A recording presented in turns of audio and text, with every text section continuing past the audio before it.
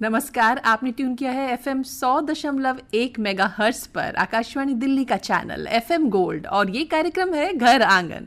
दोस्तों, आज हमारे FM के स्टूडियो में एक विशेष मेहमान हैं। इनका नाम है प्रियंका तिवारी और प्रियंका तिवारी हाथरस जिले के ग्राम पंचायत राजपुर की सरपंच है। पहले उनका स्वागत करते हैं FM गोल्ड के स्टूडियो में। प्रियंका जी, आपका बहुत बहुत धन्यवाद। Thank you. थोड़ी सी हंसी मेरा साथ दे, है दिल गुजारिश मेरी, बादलों से हो मेरी दोस्ती, जरा सी तो है दिल ये ख्वाहिश मेरी,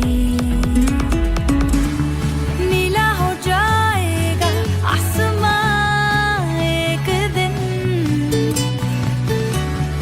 मिलने को आएगा एक दिन, हो सितारों की जगह पहुंचेगी देखना, पैरों ने जो धूल उड़ाई है, दीवानगी मेरी बेखुदी मेरी, ये मुझे कहाँ ले आई है, चला दिल करने को चला, मन मर्जियाँ, मन मर्जियाँ, मन मर्जियाँ। प्रियंका, आप सरपंच हैं। हमारे बहुत सारे जो सुनने वाले हैं ये जानना चाहेंगे कि जब एक महिला घर की जिम्मेदारियां संभालते हुए दूसरी जिम्मेदारियां संभालती है, उसे कैसा लगता है? जब महिला जिम्मेदारी संभालती है तो उसे आदत होती है जिम्मेदारियों में रहने की। यही मेरे साथ में भी हुआ जी। मैं राजपुर में शादी होकर आई और उसके बाद में मैं सरपंच बनी, जो वेस्टर्न यूपी में बहुत मुश्किल होता है। तो जी, ऐसा अक्सर देखा जाता है कि महिला अपने पति का सहयोग लेते लेते कहीं कहीं जो होता है कि जो निर्णय लेने होते हैं महत्वपूर्ण निर्णय, तो वो पता चला कि पति द्वारा लिए जा रहे हैं। आपके साथ क्या अनुभव रहा आपका? मेरा अनुभव, डिसीजंस मेरे ही रहते हैं, लेकिन कई बार ऐसा होता है क्योंकि मैंने कभी नहीं सोचा था कि मैं इस तरह से कभी सामने आऊँगी और मैं कभी सरपंच बनूंगी या मैं जनहित में इस तरह से काम करूंगी। ये मेरे कभी विचार में आया भी नहीं था। तो बहुत अलग एक्सपीरियंस था और इसमें फैसले मेरे होते हैं, भागीदारी मेरी होती है, लेकिन मार्गदर्शन बहुत लोगों का होता है। जैसे मैं अपने पति का भी मार्गदर्शन लेती हूँ, अपने सासू माँ का, अपने ससुर जी का। उसके अलावा जो मेरे सचिव हैं उनका एक्सपीरियंस बहुत अच्छा है, उनसे लेती हूँ। हम सबसे पहले ये देखते हैं कि गांव के लोगों को क्या चाहिए, हम उनसे उनका अनुभव जान करके उनके हिसाब से कैसे काम करें। तो उनका एक्सपीरियंस भी मेरे लिए मैटर करता है। मेरा सिर्फ डिसीजन लेकर के किसी पे थोप देने वाला काम नहीं हो रहा है, ये सबकी भागीदारी से मिला के जो काम किया जाएगा उस तरह से काम हो रहा है। प्रियंका, आप ग्राम पंचायत राजपुर की सरपंच है, लेकिन आपका मायका जो है वो राजस्थान से है। जी। तो जब आप विवाह के बाद आपने सोचा कि मुझे सरपंच का चुनाव लड़ना चाहिए, वो समय कैसा था? आपको क्यों लगा कि मुझे सरपंच बनना चाहिए? मेरी शादी हुई है वेस्टर्न यूपी में। शादी होते ही 3 महीने बाद में कोविड स्टार्ट हो गया। तो वो पीरियड ऐसा था कि मैं गांव ज़्यादा जा नहीं पाई थी क्योंकि वो लॉकडाउन वाला सब कुछ सीन चल रहा था, तो मैं नहीं जा पाई। जब गांव मेरा जाना शुरू हुआ तो गांव की परेशानियां मुझे दिखना शुरू हुई। जैसे सबसे ज़्यादा जो मुझे आंखों को लगती थी वो थी गंदगी, कचरा। और वहीं से मैं अपने हस्बैंड को बार बार, हमारे गांव में इतना कचरा क्यों है, रोड पे इतना कचरा क्यों है, हम इसके बारे में कुछ करते क्यों नहीं है। तब तक मुझे नहीं पता था कि हम ये सब कुछ किस तरह से कर सकते हैं। और जब मैंने ओथ लिया था जीतने के बाद में, तो सबसे पहला जो मैंने पेपर साइन किया था वो भी था प्लास्टिक बैन करने का। और उस दिन से लेके आज तक कम से कम 75 to 80% प्लास्टिक आज वहाँ पे बैन हो चुका है, यूज़ नहीं होता है, उसके गंदगी में गिरावट आई है। उस वजह से जो नाले वगैरह थे वो सब साफ हो गए हैं। इसके लिए कई अवार्ड्स भी मिल चुके हैं, जैसे वुमेन चेंज मेकर इन सैनिटेशन का अवार्ड मिला है फिक्की की तरफ से, यूनिसेफ की तरफ से। उसके अलावा 2 बार मुख्यमंत्री पुरस्कार मिल चुका है मुझे, अभी यशस्वी प्रधान का अवार्ड मिल चुका है। बहुत सारे अवार्ड हैं। उसके अलावा यूनिसेफ का एक और अवार्ड मिला हुआ है मुझे। साफ सफाई रखने वाले बढ़ते आगे जाएंगे, हम बढ़ते आगे जाएंगे, ना होंगे रोगी या बीमार, काम करते जाएंगे, हम काम करते जाएंगे।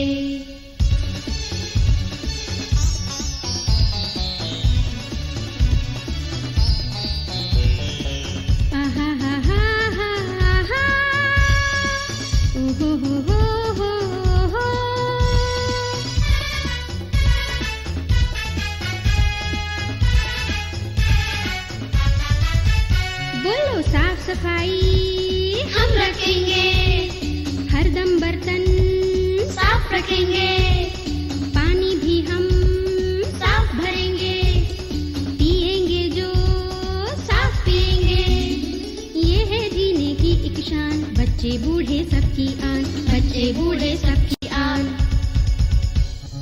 साफ सफाई रखने वाले बढ़ते आगे जाएंगे, ना होंगे रोगी या बीमार, काम करते जाएंगे। साफ सफाई रखने वाले बढ़ते आगे जाएंगे। चुनाव प्रक्रिया थी वो किस प्रकार थी उस समय, क्या आपके मन में जो द्वंद्व थे वो किस प्रकार से, वो बताएं। मुझे लगता है अगर आपका परिवार आपके साथ है तो आप कभी गलत या नेगेटिव सोच ही नहीं सकते हो। मैं अपनी अगर बात करूं तो मेरी शुरुआत हुई थी सिर्फ कचरे से, वहां से पति से डिस्कशन शुरू हुआ, वो डिस्कशन जो एंड हुआ वो हुआ सरपंच के चुनाव पे। तो गांव के दूसरे लोगों को बहुत परेशानी हुई, जो ओपोनेंट्स होते हैं उनको काफ़ी दिक्कतें आती हैं। उन्हें ये लग रहा था कि अभी तो ये बहू आई है, ये हमें कंपटीशन देगी, तो ऐसी वाली चीज़ें आती थी। बट मुझे इस चीज़ की सीरियसनेस इतनी ज़्यादा नहीं पता थी। मैं स्पोर्ट्स में थी तो मेरे दिमाग में ये था ठीक है हारेंगे या जीतेंगे कोई बात नहीं, अगर जीत गए तो हम काम करेंगे, हार गए तो कोई बात नहीं। जो फैमिली की तरफ से मुझे पॉजिटिव रिस्पांस मिला, सपोर्ट मिला, तो उससे मेरे दिमाग में कभी नेगेटिव आया ही नहीं। मतलब सबसे अच्छी चीज़ ये, कभी नेगेटिव मैंने सोचा ही नहीं कि मैं हार भी सकती हूँ या ऐसा कुछ हो भी सकता है। मुझे लगता था हाँ मैं जीतूंगी ही, क्योंकि मेरी नीयत अच्छी है, मुझे काम करना है। आपने कहा कि प्लास्टिक बैन कराने का आपने पहला जो पेपर साइन किया, कौन सी ऐसी चुनौतियां महसूस हुई कि ये मेरे लिए काम जो है वाकई अगर मैं इसे कर पाई तो बहुत बड़ी बात होगी? जिस क्षेत्र में मैं अभी काम कर रही हूँ उस क्षेत्र में हर काम चुनौती भरा है, क्योंकि महिलाओं को घर से निकालना, महिलाओं से बात करना, उनकी समस्याएं सुनना, ये एक बहुत बड़ी बात होती है वहाँ पे। उसके अलावा जैसे आपने प्लास्टिक का पूछा, ये प्लास्टिक बैन करना अपने आप में एक बहुत बड़ी चुनौती थी। मैं चाहती थी बैन हो जाए, इसके कॉन्सिक्वेंसेस में मुझे पता थे, इससे कितनी हानियाँ हो रही है मुझे पता है। मुझे पता है मेरे गाँव में जो नालियाँ ब्लॉक हो रही हैं, गंदगी आ रही है, मलेरिया, डेंगू, ये सब इसी वजह से आ रहा है। लेकिन लोग अपनी आदतों से मजबूर होते हैं। उस आदत को छुड़वाने के लिए हमें ये काम करना पड़ा, बैन करने का। उसके ऊपर हमने पेनल्टी चार्जेस भी लगाए थे कि अगर दुकानदारों ने यूज़ किया या किसी को पकड़ा गया तो हम आपके 500 रुपये का चालान काटेंगे, दूसरी बार 1000 रुपये का काटेंगे, तीसरी बार 1500 रुपये का काटेंगे, जिसकी ज़रूरत पड़ी ही नहीं मुझे काटने की, क्योंकि लोगों को पता था कि अगर ये कह रही है तो हो सकता है काट भी दे। तो धीरे धीरे लोगों ने इस चीज़ को एक्सेप्ट किया। अपने फैसले को उन पे थोप देना मुझे नहीं लगता सही डिसीजन था।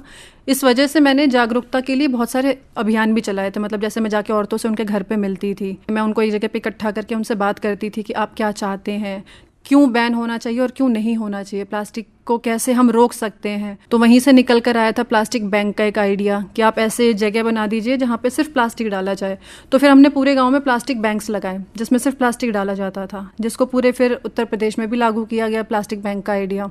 जब हम गांव वालों की बेहतरी के लिए उनसे ही जवाब निकलवाते हैं तो वो इम्प्लीमेंट करने में थोड़ी सी आसानी हो जाती है, लेकिन आसान फिर भी नहीं होता है। बहुत सारी चुनौतियाँ लगातार आती रहती हैं। अभी भी मैं 80% तक तो पहुंच गई हूँ, लेकिन जो आखिरी के 20% है वो अभी भी सबसे ज़्यादा चुनौती भरा है, जिस पे मैं भी काम कर रही हूँ। क्या है वो चुनौतियाँ? वो चुनौतियाँ यही है कि अभी भी मैं लोगों को रोक नहीं पा रही हूँ।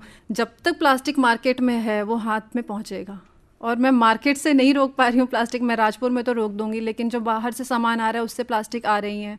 आंधी तूफान में दूसरे गांव की प्लास्टिक भी हमारे यहाँ पे पहुँच जाते हैं, हम उससे कलेक्ट कर रहे हैं, हम उसे प्रोसेस भी करते हैं। हमारे यहाँ पे एक मशीन है जो प्लास्टिक वेस्ट मैनेजमेंट यूनिट है पूरी, जो प्लास्टिक को प्रोसेस करती है। उसको प्लास्टिक को साफ़ करके उसको छोटे छोटे टुकड़ों में काटती है और फिर वो रोड कंस्ट्रक्शन के लिए या फिर रिसाइकल के लिए हम भेजते हैं। बहुत अच्छी बात है, क्योंकि अगर हम प्लास्टिक को एक नवाचार सोचें कि इसका क्या उपयोग किया जा सकता है तो सड़कें भी बेहतर होंगी और पर्यावरण में भी सुधार होगा। इसके अलावा क्या चुनौतियाँ महसूस हुई जो अभी लगता है कि इसमें क्षेत्र में अभी काम बाकी है? जैसे आज हमारे यहाँ पे लाइट की कोई समस्या नहीं है, हमने सारे ट्रांसफार्मर्स बदलवा दिए, सारी गलियों में लाइट लगवा दिया है। अभी रिसेंटली मैंने 35 सोलर लाइट लगवाया है, पिछले हफ्ते की बात बता रही हूँ मैं आपको, समाज कल्याण विभाग की मदद से। उसके अलावा हमने एक अंत्येष्टि स्थल का निर्माण किया है शमशान घाट का, जो राजपुर में नहीं था, लोगों को काफ़ी समस्या आती थी। उसके अलावा हमने बहुत सारी सड़कें बनाई हैं, सड़कों पर जल भराव की समस्या ख़त्म हो गई है। एक इरीगेशन डिपार्टमेंट का एक पुल था जो जीवन में कभी नहीं बना था, उस वजह से जब भी बारिश होती थी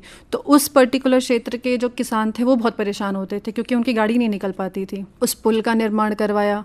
उसके अलावा स्कूल, पंचायत घर, बहुउद्देश्य पंचायत घर इसलिए बोल रही हूँ मैं क्योंकि वहाँ पे लाइन मेंबर्स, जितने भी लाइन मेंबर्स होते हैं, सबके लिए एक ऑफिस बनाया गया है और सारे लाइन मेंबर अपने वहाँ पे आते हैं और जो भी गांव के व्यक्ति को किसी भी चीज़ की ज़रूरत होती है तो उसका पूरा जो प्रोसेस होता है वो वहीं से कर दिया जाता है, चाहे वो ऑनलाइन अप्लाई करने का हो या किसी से मिलने का हो, किसी जानकारी का हो, किसी भी योजना की जानकारी चाहिए हो वो। उसके पास में हमने ब्लॉक प्लास्टिक कलेक्शन सेंटर, जैसा आपको भी बता दिया, वहाँ पे प्लास्टिक प्रोसेस करी जाती है। उसके पास में हमने एक RRC सेंटर बनवाया है। वहाँ पे जो भी गोबर या जो बची हुई सब्जियाँ होती है जो इकट्ठा होता है गाँव में, उससे हम खाद, ऑर्गेनिक खाद का निर्माण करते हैं और उसको हम बाकी जो भी व्यापारी हैं या किसान हैं उनको हम बेच देते हैं। उसके अलावा एक बहुत अच्छी चीज़ ये भी है कि पूरे गांव में हमने CCTV कैमरे लगा रखे हैं जिससे क्राइम भी कम हुआ है, लोगों में थोड़ा भरोसा भी आया है। उसके अलावा 4 ऐसे फ्री वाईफाई जोन बनाए जहाँ पे 5G इंटरनेट फ्री में उपलब्ध करवाया जाता है सारे गाँव वालों को। एक हमने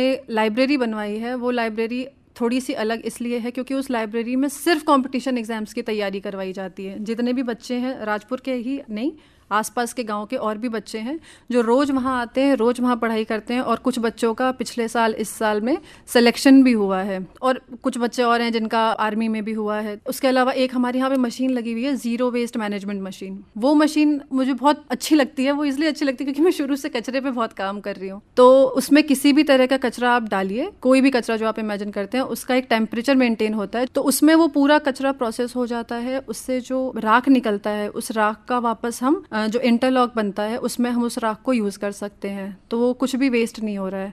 सबसे अच्छी चीज़ है जो इस पूरे प्रोसेस में धुआं निकलता है, वो पूरा धुआं, उसमें बहुत नाम मात्र कार्बन होता है, अदरवाइज वो पूरा धुआं भी साफ़ है। उसका सर्टिफिकेट वगैरह हमारे पास में। तो इससे हमने जो बचे हुए कचरे थे प्लास्टिक के अलावा और गोबर और इन सब के अलावा, उस सारे कचरे को हमने यहाँ पे प्रोसेस करके उस तरह से भी हमने अपने गाँव को पूरा क्लीन कर दिया है। मुझे लगता है कि आप किसे प्रेरणा लेकर गांव में बहुत सारी बच्चियां भी, उनको लगेगा जैसे प्रियंका तिवारी जी कर सकती हैं, हम भी कर सकते हैं। जी बिल्कुल सही बोला आपने। मैं अपने जो भी काम कर रही हूँ तो मेरा जो फोकस रह रहा है वो महिलाएं और बच्चे, इनको साथ में लेके चलने का रहा है।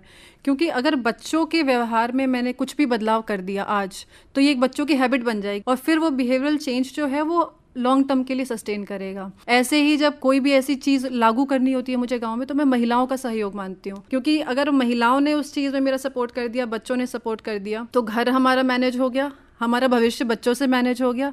इसके लिए मैं उन लोग की मीटिंग भी लेती हूँ। एक बहुत अच्छी चीज़ मैं बताने से रह गई, हम अपने गांव में बच्चों को, ताकि वो पढ़ाई के लिए, भविष्य के लिए, अपने करियर के लिए थोड़े से सीरियस रहें, इसलिए उनकी पढ़ाई को एंटरटेनिंग बनाने के लिए हमने एक डिजिटल क्लासरूम का सेटअप किया है।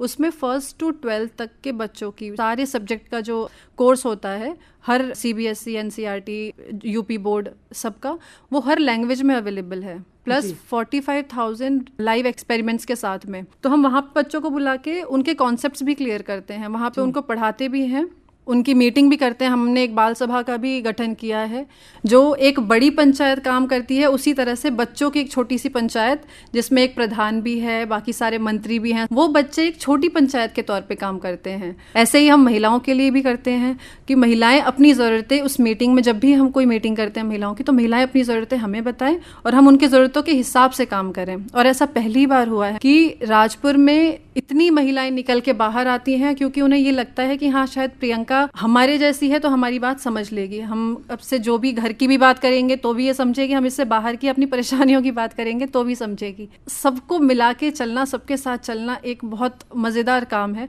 और ऐसे काम करना एक अलग ही अनुभव देता है आपके जीवन में। और वो आपने बहुत ही सफलतापूर्वक किया है। हमें दिख रहा है कि जब गांव की बागडोर ऐसे सक्षम हाथों में होगी, ऐसी मातृशक्ति के हाथों में होगी, तो हमें विश्वास है कि हमारा गांव, हमारा प्रदेश और हमारा देश बिल्कुल विकास के मार्ग है, उस पर आगे बढ़ेगा बहुत ही अच्छे तरीके से। और प्रियंका, आप FM गोल्ड के स्टूडियो में आई और हमारे घर आंगन के सुनने वालों को इतनी अच्छी जानकारी दी। मुझे लगता है जो भी महिलाएं इस कार्यक्रम को सुन रही होंगी, उनके मन में ज़रूर यही इच्छा होगी कि काश हमारी बिटिया भी प्रियंका तिवारी जैसे बने। सबकी बिटिया प्रियंका तिवारी ही है, बस आप उन्हें सहयोग करिए। जी, एक सकारात्मक संदेश। और आप हमारे स्टूडियो में आई, बहुत बहुत धन्यवाद प्रियंका तिवारी आपका। धन्यवाद मुझे बुलाने के लिए। कोई आएगा आएगा आएगा, हमरे गाँव कोई आएगा, प्यार की डोर से बंध जाएगा, हमरे गाँव कोई आएगा, ओ कोई आएगा, आएगा, आएगा, हमरे गाँव कोई आएगा, प्यार की डोर से बंध जाएगा, हमरे गाँव कोई आएगा।